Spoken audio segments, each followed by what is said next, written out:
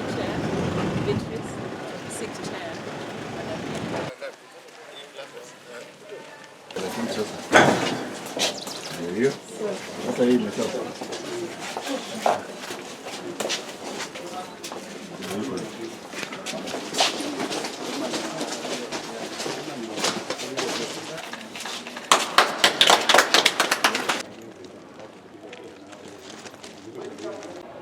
We have got something called NEMIS, which is supposed to be the custodian of the data.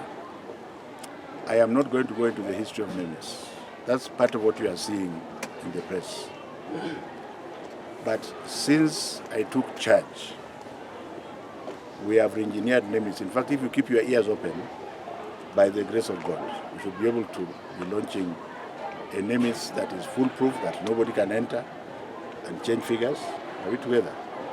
That will also be somewhere else, so that if you try, for example, I will just give you an abstract figure where, for example, year X, you may find that the number of children where the money was spent was maybe 8.5 million. But the actual number of children who are there are less. This is being Kenyan. There's nothing, having worked in Kenya now, I know that's how they do things. But what the president has done, together with our support also, is to ensure that now we are going to have a NEMIS that has the data that you cannot change. So unless the person who is going to follow me is corrupt, then we shall be able to account for our money. For example, this school, if this school has 100 children, there's no way you can then send money for 300 children. At the time you are sending money, you elevate the number. As soon as you have sent the money, you take it back to 100.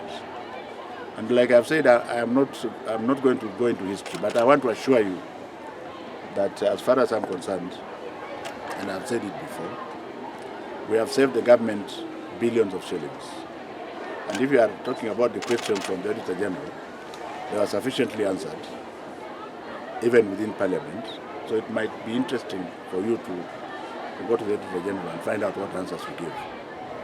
If anybody succeeds in stealing money under my watch, then it can only be because of human weakness, because I have no sympathy for anybody who does not want to count.